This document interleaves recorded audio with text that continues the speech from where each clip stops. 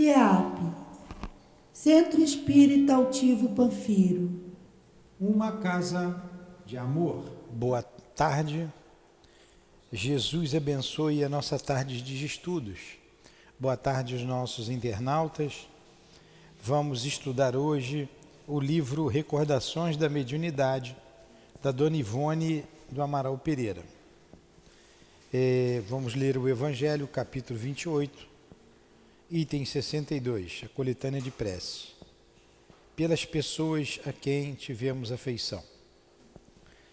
Como é terrível a ideia do nada. Como devemos lastimar aqueles que acreditam que a voz do amigo que chora por seu amigo perde-se no vazio, sem ter nenhum eco que lhe responda. Jamais conheceram as puras e santas afeições os que pensam que tudo morre com o corpo. O mesmo ocorre com os que julgam que o gênio que iluminou o mundo com a sua grande inteligência é uma ação da matéria que se extingue para sempre como um sopro, e que do ser mais querido de um pai, de uma mãe ou de um filho adorado, só resta um pouco de poeira, que o tempo dissipará fatalmente. Como um homem de bons sentimentos pode ficar insensível diante desse pensamento? Como a ideia de um aniquilamento absoluto não o gela de terror e não o faz desejar que não seja assim? Se até o dia de hoje sua razão não foi suficiente para tirar suas dúvidas, eis que o Espiritismo veio dissipar toda a incerteza pelas provas materiais que oferece da sobrevivência da alma e da existência de seres do além-túmulo. Também, por toda parte, essas provas são acolhidas com alegria. A esperança renasce, porquanto o homem sabe de agora em diante que a vida terrestre é uma curta passagem que conduz a uma vida melhor. Que seus trabalhos aqui na terra não estão perdidos para ele e que as mais santas afeições não estão destruídas sem esperança. Então o Espiritismo vem comprovar a vida além da terra, né? Além do túmulo. E isso é esperançoso, é confortador. E aqui estamos, Jesus, para estudar esta vida além da terra, estudar a mediunidade com a nossa irmã Ivone, e pedimos ainda que ela possa nos inspirar, nos ajudar na compreensão do que ela mesma escreveu nessa obra chamada Recordações da Mediunidade, fruto da sua experiência mediúnica. Que os benfeitores que a cercavam e puderem estar conosco, nós também rogamos, como Leon Denis, o Dr. Bezerra, o Charles e tantos outros espíritos guias dessa irmã querida. Pedimos ainda, Jesus, que o altivo, diretor da nossa casa, nos ajude e que seja em nome dele, da direção espiritual do CEAP, da minha amada e querida Lourdinha, dos espíritos guias aqui presentes, em nome do amor, do nosso amor, mas acima de tudo, em nome de Deus, nosso Pai, que iniciaremos os estudos, Senhor, da tarde de hoje. Que assim seja.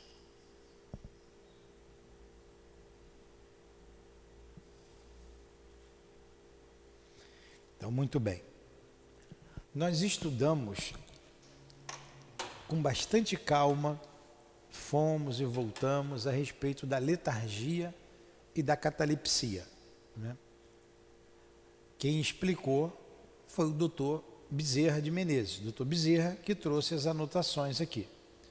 E hoje nós vamos entrar nas experiências da Dona Ivone, né? Então, todo mundo já sabe o que é letargia, já sabe o que é catalepsia, podem vir aqui dar aula sobre letargia e catalepsia, né? Então, muito bem. Se for necessário, a gente volta tudo de novo. No problem. Então, vamos lá para um capítulo intitulado Faculdade Nativa. Faculdade Nativa. Tem uma passagem de Lucas que ela colocou aqui. Está em Mateus, em Marcos, em Lucas. Todos a choravam e se feriam de pena.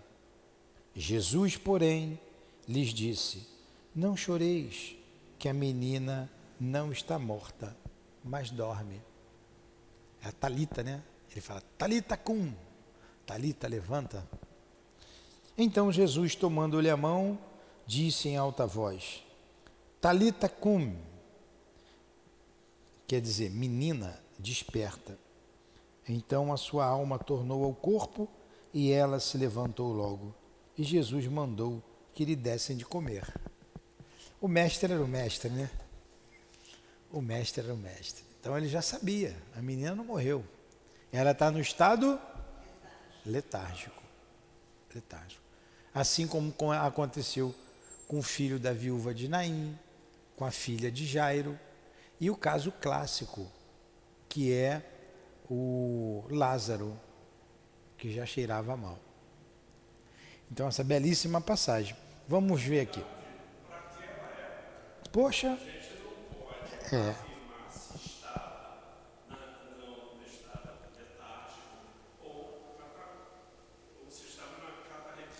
letargia, porque tinha toda a aparência de morte. Inclusive, ele foi enterrado. O enterro era colocado na pedra. Na verdade, não tinha terra. Eles faziam buracos na pedra e colocavam o corpo ali. Então, ele era a letargia.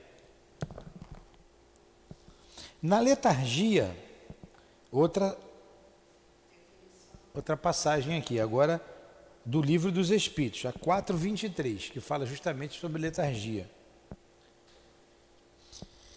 Na letargia, o corpo não está morto, porquanto há funções que continuam a executar-se.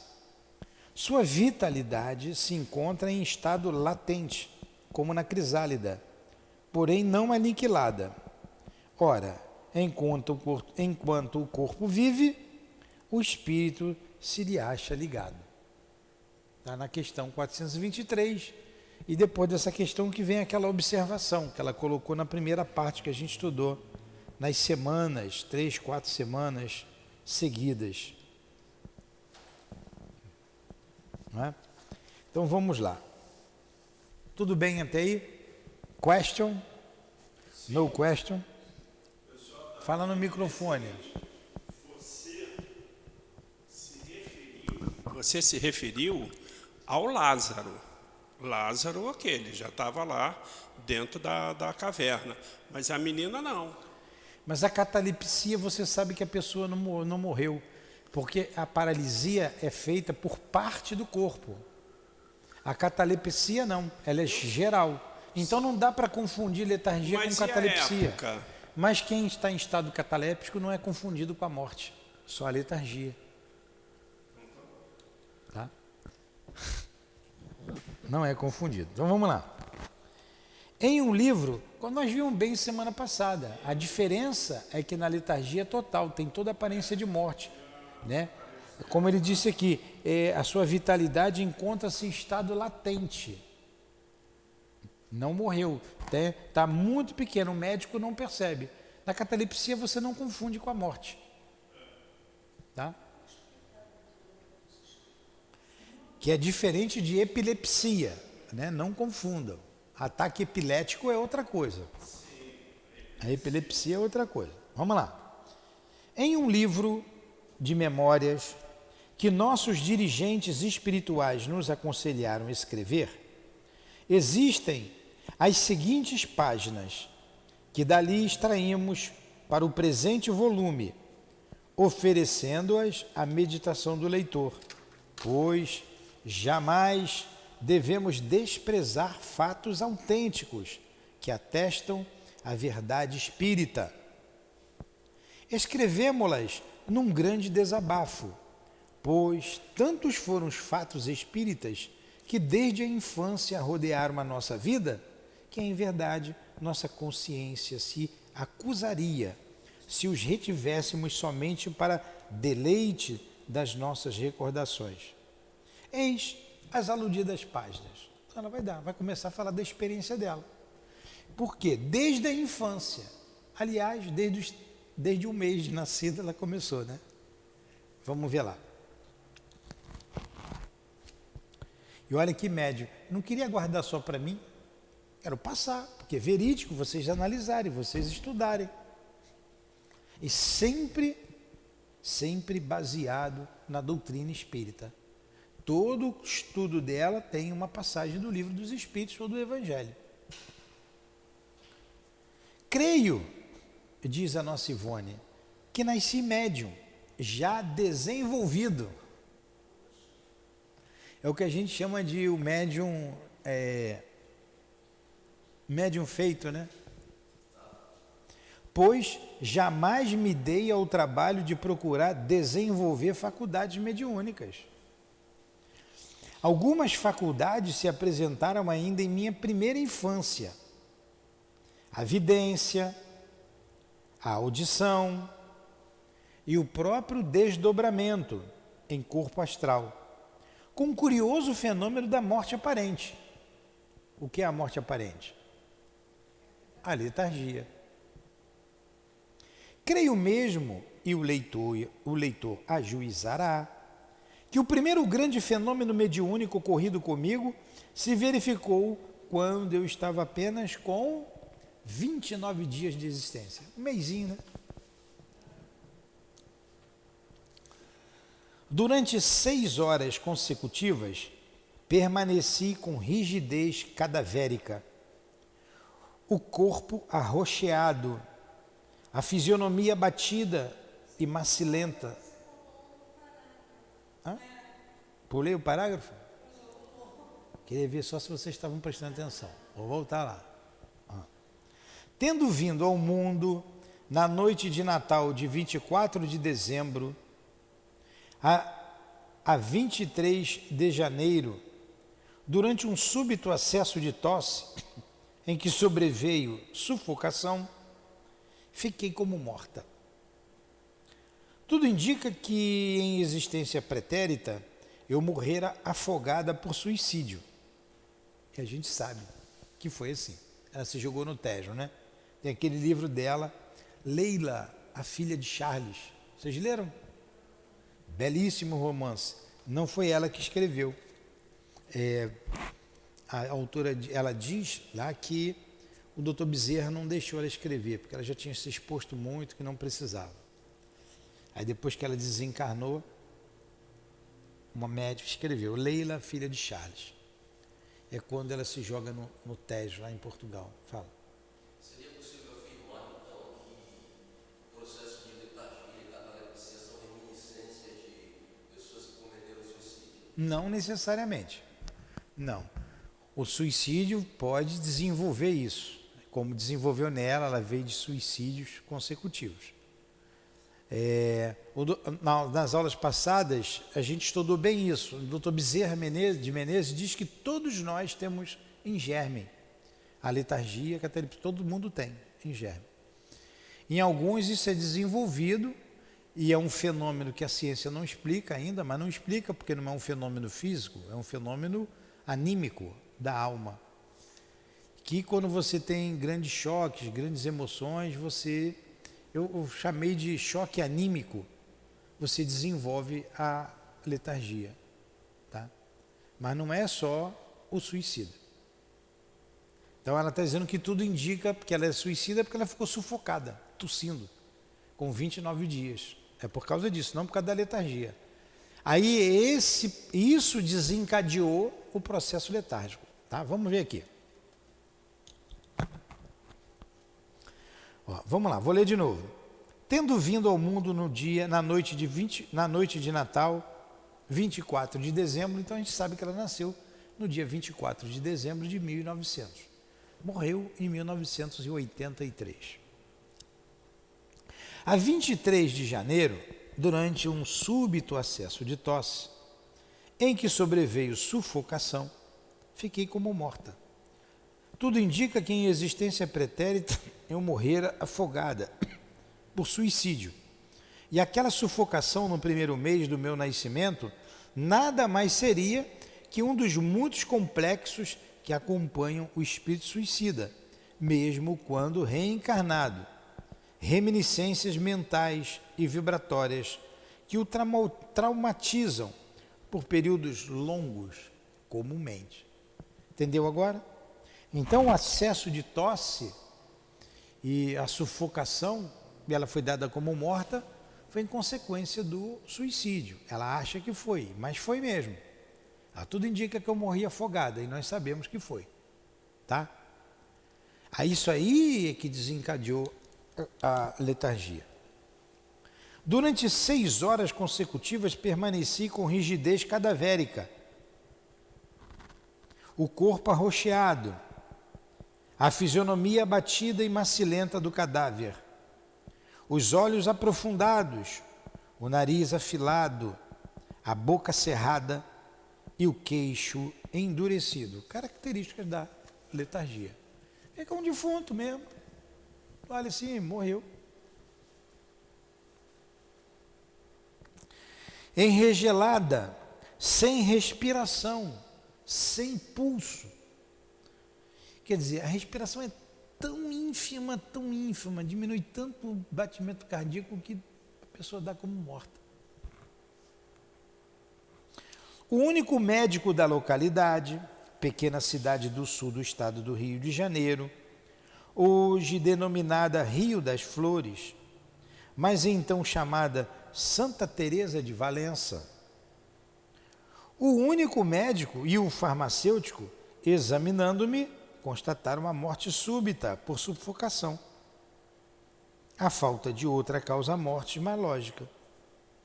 A certidão de óbito foi, portanto, legalmente passada. Minha avó e minhas tias trataram de me amortalhar para o sepultamento. O que é amortalhar? Preparar para enterrar, né? Bota aquelas florzinhas, ajeita o vestido, nela botou uma guirlandinha, uma guirlanda, vamos ver. Minha avó, minhas tias trataram de me amortalhar para o sepultamento. À tarde, pois o óbito ocorrera pela manhã, bem cedo.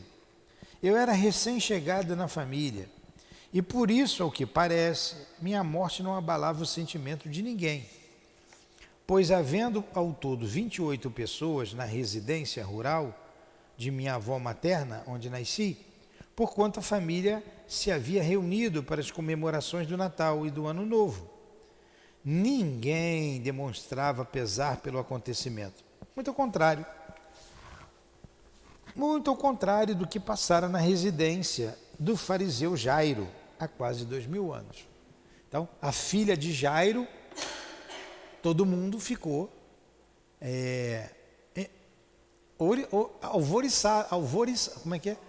alvoroçado. A menina morreu, filha de Jairo. Com ela não, família grande, um mesinho só. Ela está dizendo que tudo indica que não deram a devida importância. Vocês vão ver uma coisa lindíssima da mãe dela, uma prece que a mãe faz. É comovedor. Vestiram-me então de branco e azul, como o menino Jesus, com rendinhas prateadas na túnica de cetim, faixas e estrelinhas, e me engrinaldaram a fronte com uma coroa de rosinhas brancas. Devia ser bonitinho, bebezinho, né? Um mesinho. Chovia torrencialmente e esfriara o tempo, numa localidade própria para o veraneio, como é a minha cidade natal. A essa mortuária, uma mesinha com toalhas rendadas, com as velas e o crucifixo tradicional, encontrava-se à minha espera, solenemente preparada na sala de visitas. Se velava o defunto dentro de casa, né? Naquela época. Eu me lembro da minha avó, já contei para vocês aqui, na sala.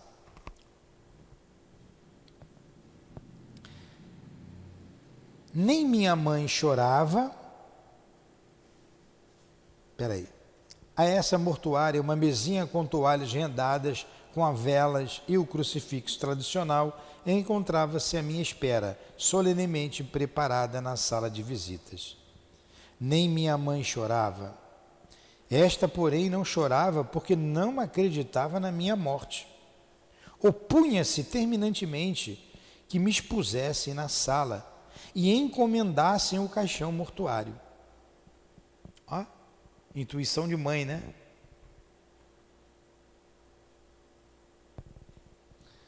A fim de não excitá-la, deixaram-me no berço mesmo, mas encomendaram o caixãozinho todo branco, bordado de estrelinhas e franjas douradas.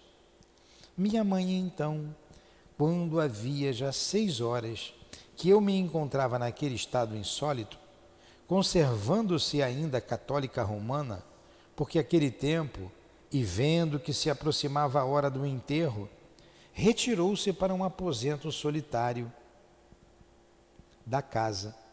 Fechou-se nele, acompanhou-se de um quadro com estampa representando Maria, mãe de Jesus, e, com uma vela acesa, prostrou-se de joelho ali sozinha e fez a invocação seguinte, concentrando-se em preces durante 1 hora. Olha que beleza de prece, até emocionante. Nós vamos ler aqui a prece que a mãezinha fez por ela. Maria Santíssima, Santa Mãe de Jesus e Nossa Mãe, vós que também fostes mãe e passastes pelas aflições de ver padecer e morrer o vosso filho, sob os pecados dos homens, ouvi o apelo da minha angústia e atendei-o, Senhora, pelo amor do vosso filho. Se minha filha estiver realmente morta, podereis levá-la de retorno a Deus, porque eu me resignarei à inevitável lei da morte. Mas se, como creio, ela estiver viva, apenas sofrendo um distúrbio cuja causa ignoramos, rogo a vossa intervenção junto ao Pai, para que ela torne a si, a fim de que não seja sepultada viva. E como prova do meu reconhecimento por essa caridade que me fareis, vou-la entregarei para sempre. Renunciarei aos meus direitos sobre ela a partir deste momento. Ela é vossa, eu vou-la entrego. E seja qual for o destino que a esperar, uma vez retorne à vida, estarei serena e confiante, porque será previsto pela vossa proteção. Que confiança em Jesus, né? Ó.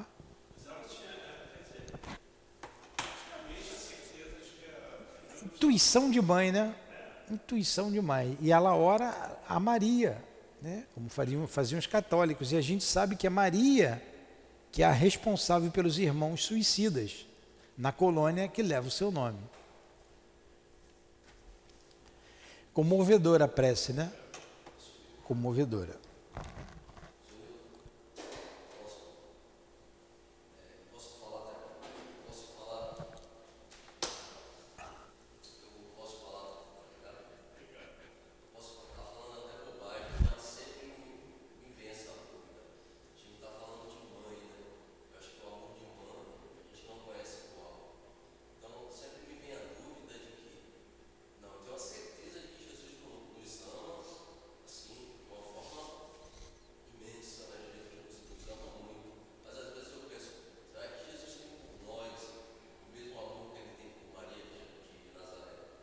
Sem dúvidas, Jesus já é um espírito puro, ele era um espírito superior quando estava aqui, já era um espírito superior, e muito superior a Maria.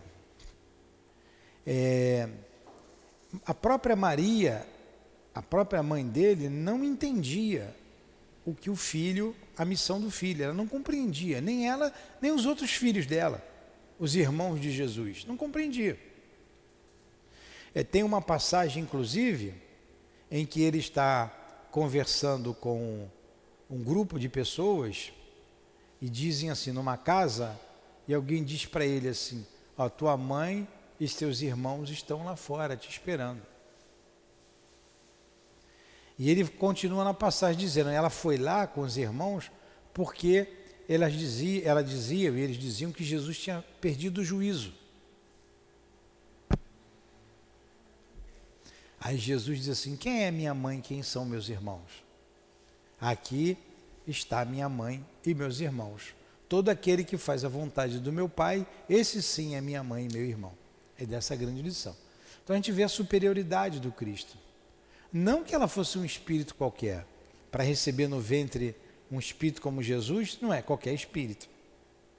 Os seus irmãos não compreendiam a missão dele, mas ele, o amor que ele tinha era igual pela mãe e por todos. Por que não seria? Nós vamos ver logo no início do apostolado, a primeira manifestação de Jesus, que chamam de milagres, foi nas bodas de Caná. Ele foi para uma festa de casamento e acabou o vinho. E a mãe diz assim, né? Pede para ele transformar água em vinho. Enfim, ele era muito superior a Maria, mas não significa que Maria seja inferior. Essa que foi mãe dele. Como aqueles apóstolos todos, não eram qualquer, eram pescadores, a posição dele era de pessoas simples, mas eram espíritos com muita conquista. O próprio Judas deu uma vacilada só, mas com certeza sim. Sim. Respondeu? Poxa, mas a relação dos dois, né, deve ser bem estreita, né? Eu não sei como é que está Maria hoje, como é que esse espírito, se é um espírito superior, se já é um espírito puro, porque no mundo espiritual a gente progride muito, O que nós sabemos é que ela é a responsável pela colônia que Jesus pediu a ela.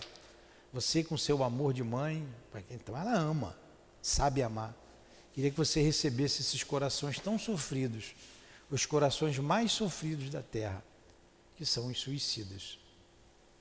Ele pede a ela, e ela aceita a missão. Então a gente não sabe hoje a condição dela, né? Não sabe. A condição de Jesus progride, continua progredindo, continua crescendo.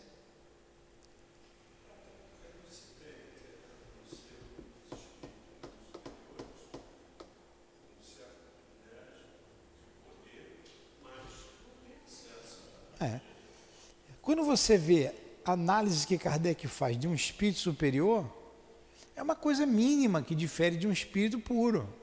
Uma coisa mínima.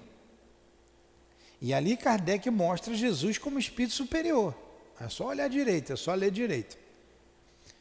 Então, mas com certeza, passado aí 2000 anos, e o que ele passou na Terra, com certeza é um espírito puro.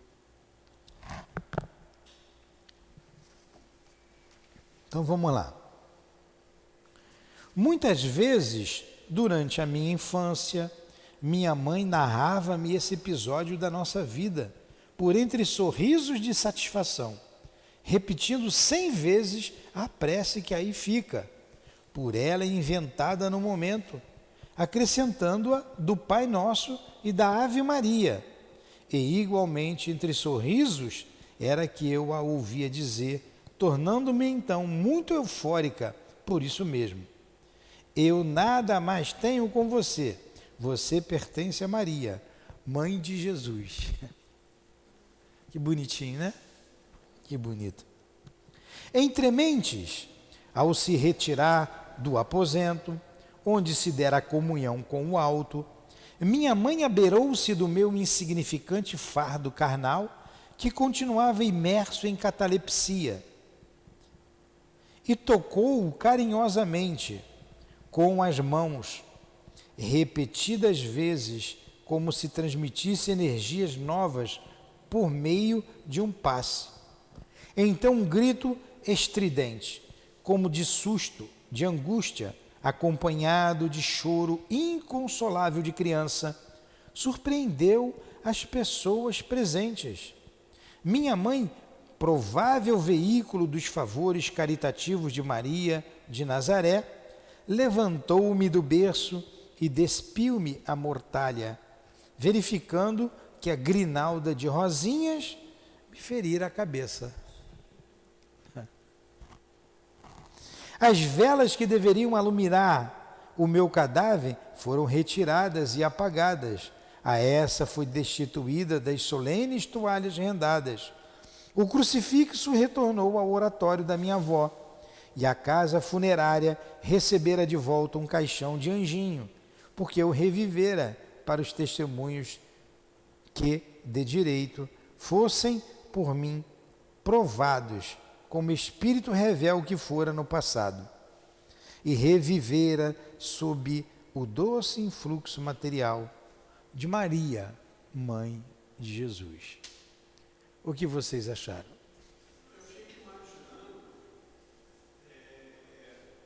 como as pessoas, porque para a mãe, ela tinha uma fé inabalável, ela tinha quase certeza absoluta de que a filha estaria viva, mas aquela época, como para as pessoas tudo era um milagre, tudo era isso, eu fico imaginando Fala no microfone. como deve ter encarado, né, Acharam lá situação. um milagre.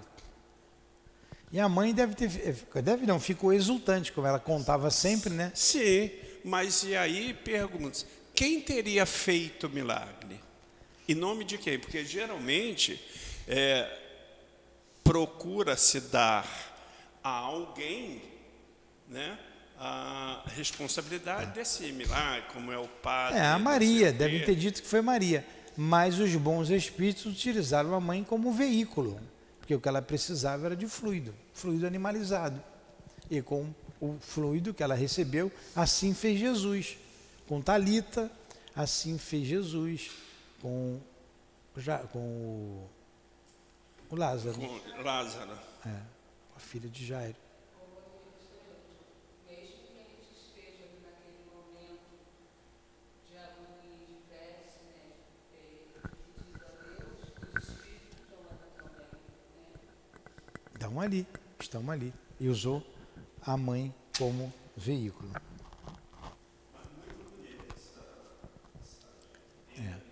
Passagem bonita.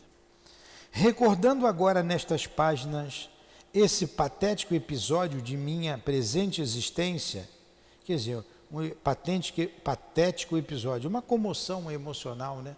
Uma comoção.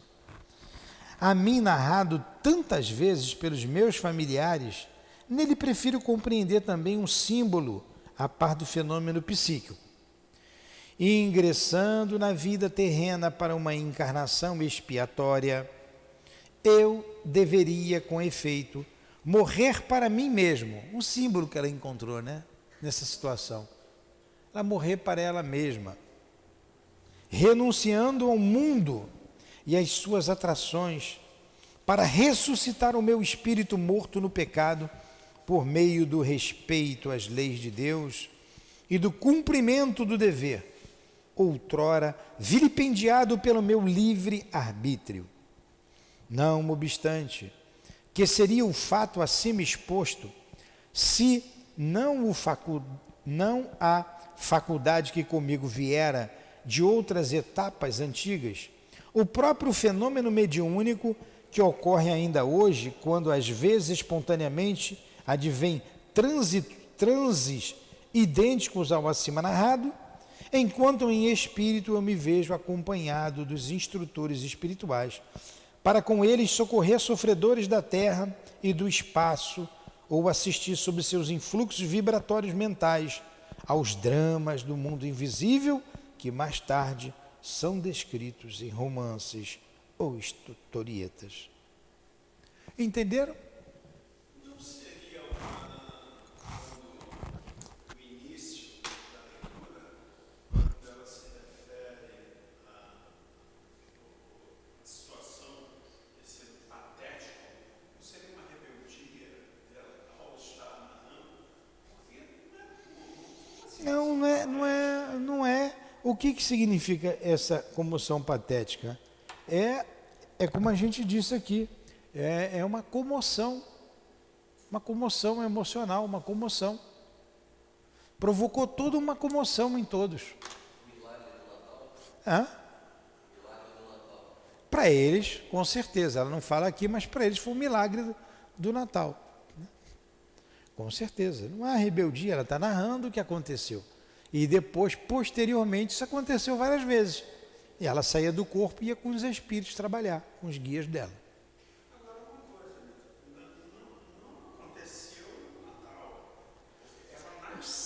Ela nasceu no dia 24 de dezembro, aconteceu 29 dias.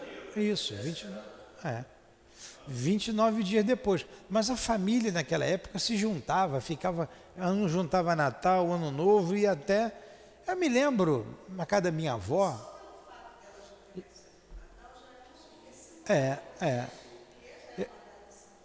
Eu me lembro que na casa da minha avó, as minhas tias, meus tios, por parte da minha mãe, eram 11 irmãos. Aí tinha uma mesa enorme lá, que o pessoal comia, almoçava, tinha uns almoços. Começava no dia 24, antes do dia 24, e entrava a semana toda. Natal, a gente estava de férias, todo mundo lá, meus primos, a gente brincando, tinha uma comilança danada. A família reunia e ficava. Até passava o Ano Novo e continuava. Festa junina era a mesma coisa, juntava era São João, São Pedro, começava aquela coisa toda. Então era comum nas famílias antigas, né? Devia morar tudo perto, aí juntava todo mundo. Santa Rosa. Aos 4 anos, eu já me comunicava com os espíritos desencarnados, pela visão e pela audição. Via-os e falava com eles.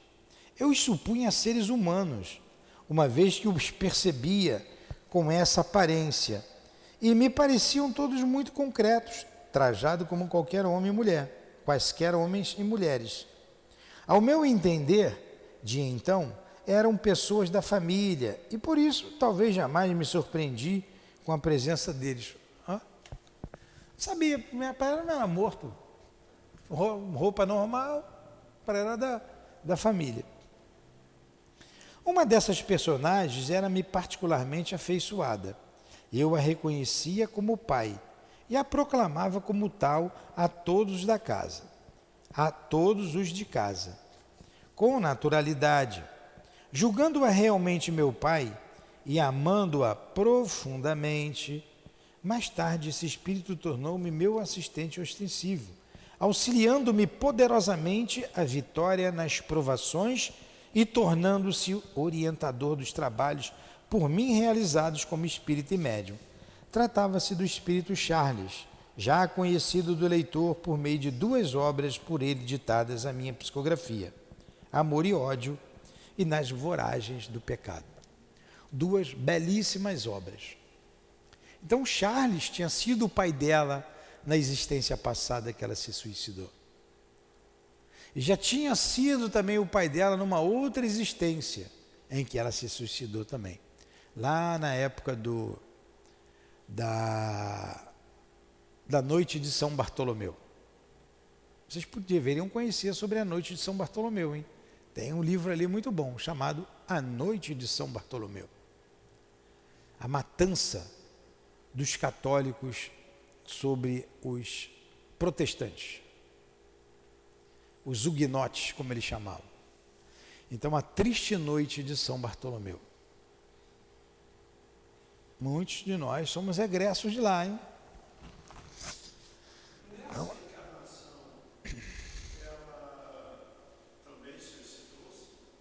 lá da noite de São Bartolomeu? Não, Dona Ivone não. Ela venceu.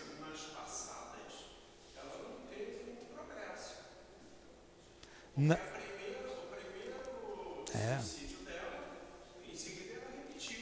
Veio deu uma estacionada. Você quer saber da vida dela? Você tem aquela tríade. Nas Voragens do Pecado, O Cavaleiro de Lumière e O Drama da Bretanha. Você vai ver que beleza de obra a vida dela. Mas ela não era qualquer espírito, não. Ela tinha muito progresso. Quando ela se suicidou como Leila, não está nessa obra, ela não escreveu, ela era uma exímia pianista. Tocava Chopin, apaixonada por Chopin. Ela foi muito rica. Então, foi educada nas melhores escolas da França, Portugal e Espanha. Então, é um espírito que se desenvolveu muito intelectualmente, mas moralmente teve as suas quedas. Mas o que Dona Ivone, como Ivone, fez, vocês têm que conhecer a obra dela, as obras dela, como Memória de um Suicida, que estamos estudando aqui, Recordações da Mediunidade, que estamos hoje estudando Devassando o Invisível, estamos estudando hoje Recordações da Mediunidade, e vamos continuar estudando, e lá no Devassando o Invisível ela falou bastante dela, nós falamos bastante dela.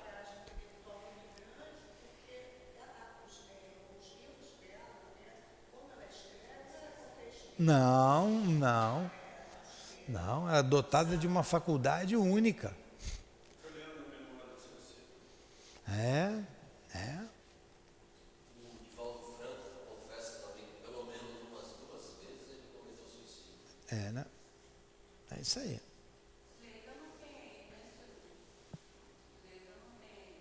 Leila? Tem, vende. A Eloá tem. Eu peguei, ela me emprestou e eu li. Não, aqui não tem. Eu vou falar com o Omar para comprar. É muito interessante esse livro, é muito bom. Eu li rapidinho. É tão interessante. Então vamos lá. Durante minha primeira infância, acabou o nosso tempo já, hein? Vamos ler esse pedaço aqui.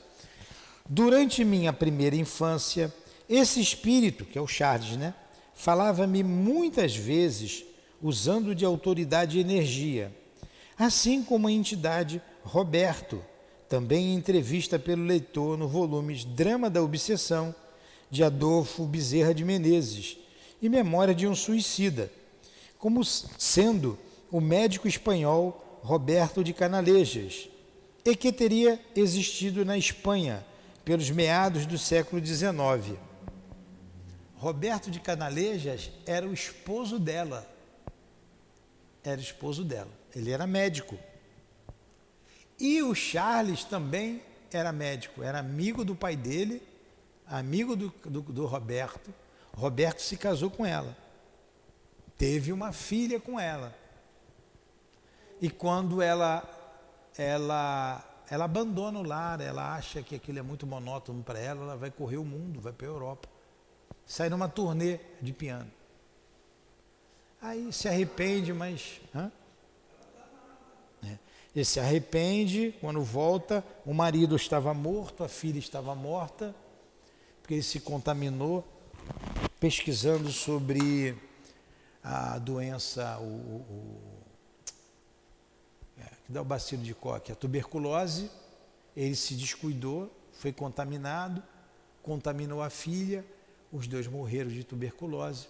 O pai dela não estava sabendo que ela tinha saído de casa. Quando soube, veio correndo, já não deu mais tempo, deu tempo só de ver a neta. Naquele dia a neta dele morreu e no dia seguinte morreu o pai, o Roberto. A Lelita, e morreu o Roberto. E quando ela veio, ela ficou desesperada, né?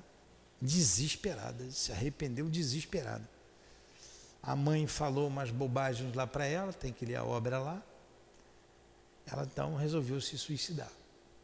Né? Teve uma obsessão cruel, já tinha um espírito no pé dela, um espírito que queria se vingar dela, do pai, e provocou toda aquela situação. Ela acabou se jogando no rio. É muito triste a história, é muito triste. Mas ela dá a volta por cima, hein? Vai fazer o que Dona Ivone fez. Vai fazer. Nesse contato com os espíritos, ela narra lá, na história passada que nós estudamos, no livro passado. Os guias diziam até a casa espírita que ela podia frequentar ou não.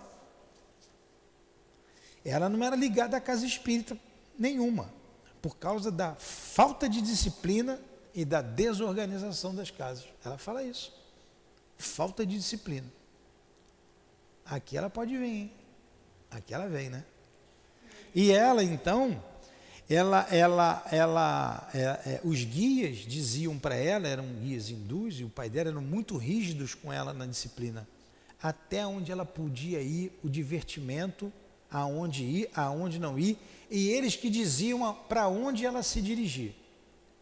Falaram mais, você não vai se casar nessa existência, você não vai se casar. Você veio para trabalhar. E no momento da vida dela que a gente estudou aqui, lembra do beletrista? No momento, tem que ler lá o Devassando Invisível, a gente destrinchou esse livro aqui. Com o beletrista, os espíritos se afastaram dela, se afastaram assim, deixaram com ela decidir. E se ela toma uma decisão errada ali, o Charles disse para ela, você ia se suicidar de novo. Você ia se perder de novo. Era a prova dela. Ela pede auxílio aos guias, ela chama os guias, mas os guias não respondem nada. Porque o beletrista queria escrever uma história. A história dele. E disse para ela assim, você pode escrever, não precisa botar nem o meu nome. Diz que a história é sua. Eu vou ajudar a vender os seus livros. E vai vender e você vai ganhar muito dinheiro. Você é pobre, você não tem nada. Eu vou te ajudar. E vou trazer para você outras histórias. Eu conheço muitas histórias como a minha, dolorosas, e que você vai vender muito. E ela escreva ou não escreva? Charles, Dr. Bezerra, todo mundo, né? Ela via o mundo espiritual como nós estamos nos vendo aqui. Mas nesse momento ninguém apareceu para ela. E ela diz não para o beletrista. Olha, eu se lamento, a sua história é uma história comum, como tantas outras que acontecem nos jornais.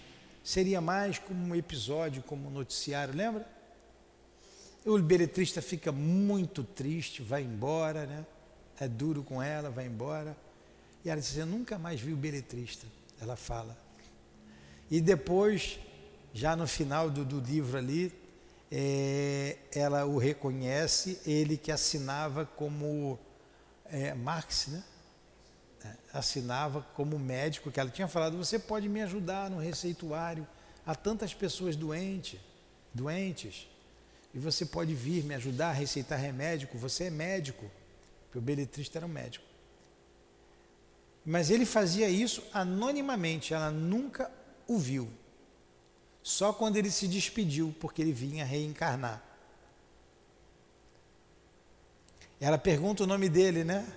Ele nunca disse o nome dele para ela. Ela nunca o soube. Aí ele diz assim, quando ele vai embora, ela sabe, é muito bonito aquele muito bonito. Ela diz assim, como é o seu nome? Ele olha para ela, sorri, vira as costas e vai andando, vai embora com o jeito dele. E não diz. Aí ela deu o nome de beletrista, o amante das letras. Muito bonito, foi a prova dela. Quer dizer, atiçando, como é que chama? Atiçar, não é? Aguçando a vaidade. De novo, porque ela faliu por causa da vaidade. Na última encarnação, foi a vaidade, aguçando. E os espíritos disseram mais, ela queria tocar piano, não, você não vai tocar piano não, só na outra encarnação, agora não, está proibido o piano. Não casou, tinha vontade de casar, não tocou piano, e uma vida toda dedicada ao espiritismo, toda.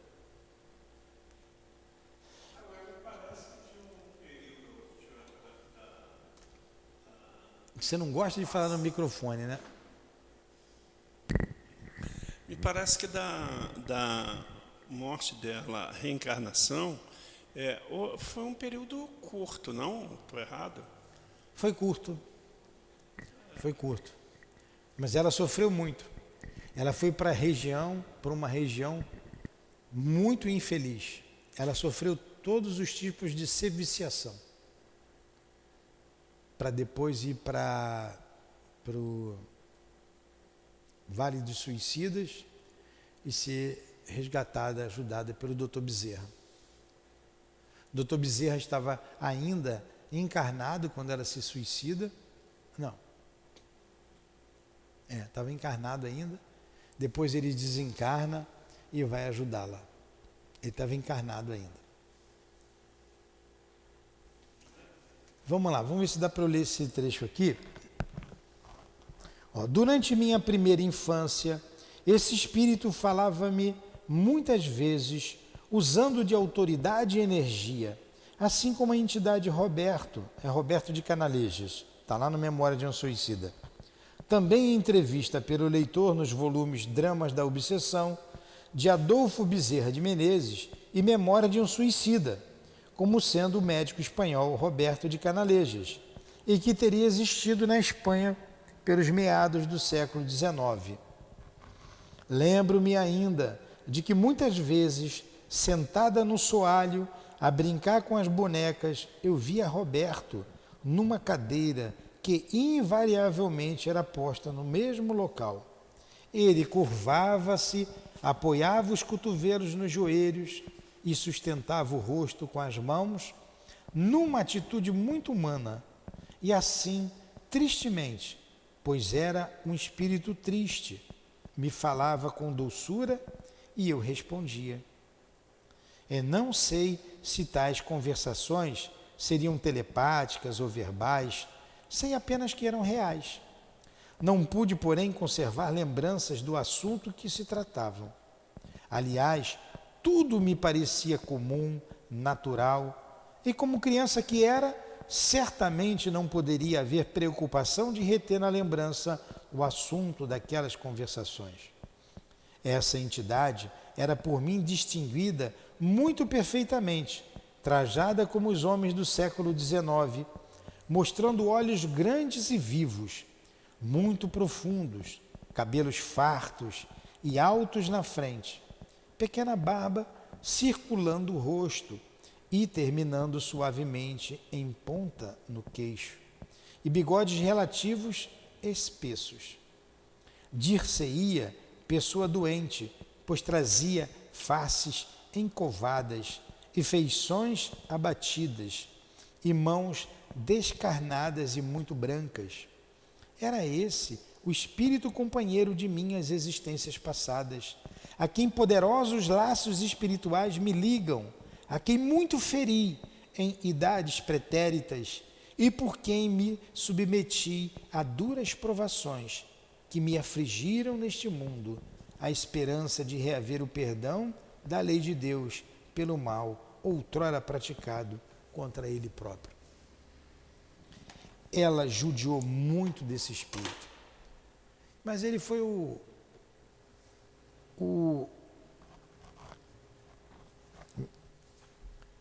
algoz dela lá no passado, mas ela fez ele sofrer muito. Que é o Cavaleiro de Lumière, era ele. Então vamos parar por aqui, porque deu a nossa hora. Infelizmente não tem lápis aqui, que eu boto aqui, mas tiram. Me presta aquele lápis bonito, eu vou trazer um lápis para cá. Obrigado. Para eu escrever aqui a live. Dia 17, né? Não deixa aqui não, senão some. Guarda aí contigo. Obrigado. Gostaram do estudo? Pena que acabou, né? Então vamos fazer a nossa prece. É muito bom. Eu sou apaixonado pela Dona Ivone. Que Deus e Jesus a abençoe, querida irmã. Muito obrigado pela tua sinceridade, honestidade, pelo trato cuidadoso com a doutrina espírita, passando a sua experiência para que nós consigamos vencer as nossas nessa terra tão dolorida, tão cheia de dores. E você passou por todas elas. Obrigado pelo seu exemplo, pelo seu carinho. E mais uma vez rogamos a Jesus que te abençoe. Que Jesus abençoe a todos esses servidores desta casa de amor, a todos esses instrutores do Altivo, do Dr. Erma, do Baltazar, do nosso irmão Antônio de Aquino, Dr. Bezerra, as irmãs queridas, a todos vocês. Jesus abençoe sempre. E muito obrigado por nos acolher nesta casa de amor. Que consigamos cumprir também com o nosso dever aqui na Terra. Para isso estamos estudando, trabalhando, nos esforçando, lutando conosco mesmo, para destruir o homem velho, substituir por um homem novo.